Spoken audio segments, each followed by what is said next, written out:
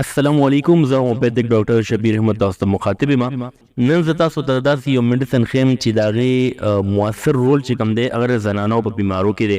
د زنانو چې کوم بیماري ده مینسز راتلل، ماهواري چې کوم تکلیف دی، نو د هغې لپاره یو ډېر بهترین ټریټمنټ دی. د ماهواري یا د مینسز جاري کېدل یا راتلل دا یو قدرتي یو فطرتي نیچرل عمل دی. په ماهوارۍ کې خرابیانې چې کوم دي هغه د هارمونز سیوا کېدو، د کمېدو یا هغې کې چې څه قسمه مسایل راشي هارمونز کې، نو هغې په وجه مینسز چې کوم دي هغه ابنارمل شي. نو د هغې وجې سره چې کوم مینسز دي، ماهواري ده، هغه چې کله راشي درد ورسره کېږي حیض سره، او یا کله ډېر زیات لیټ راشي یا ډېر زر زر راځي، او بل چې کوم بچهداني ده یوټرس دی هغې کې ګلټیانې جوړې شي، غوټې پکې پیدا شي، او حیض کم راځي، یا په سپوغس کې مسلسل درد کېږي، بیا دردونه کېږي. نو چې کله هم ستاسو په سپوغس کې درد وي، په تشي کې مو دردونه کېږي، او ماهواري یا کپړې ستاسو لیټ راځي، زر راځي، او یا کمې راځي، د دغې ټولو مسایلو دپاره د هومیوپیتک کتري راځي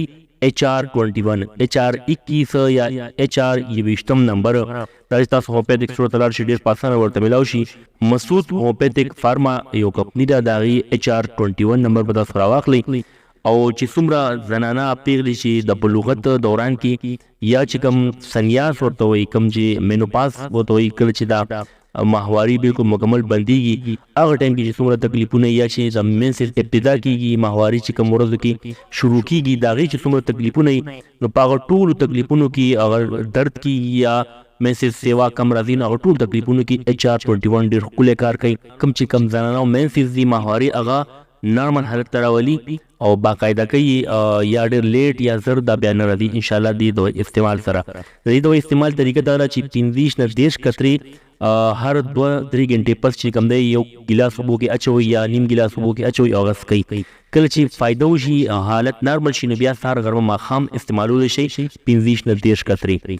د دوایي د څښلو نه مخکې کوشش کوئ چې تاسو خوله کنګالوئ په ساده اوبو باندې. د دې دوایي هېڅ سایډ افیکټ نشته دی او د تاسو ډېر په اسانه میلاویدی شي. نو د دوایي استعمال کې ورسره کوشش وکړئ چې تاسو پرهیز وکړئ، د مصالحدار خوراکونو نه پرهیز وکړئ، او د سټرس ډپریشن نه ځان بچ کړئ، خپل دماغ پازیټیو ساتئ، خوب پوره کوئ، په ټایم ویده کېږئ، په ټایم پاسئ، او د صفایۍ خیال ساتئ. انشاءالله تاسو به د ډېرو بیمارو نه محفوظ شئ.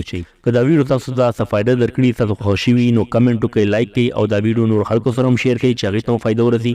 او زما دا چینل ډاکټر شبیر پښتو خامخا سبسکرایب کړئ د نورو انفارمیټیو معلوماتي ویډیوز لپاره. په دې چینل زه تاسو ته مستند معلومات درکوم، د مستند د بیان باره کې درته معلومات درکوم، نو انشاءالله تاسو به ډېره فایده کېږي.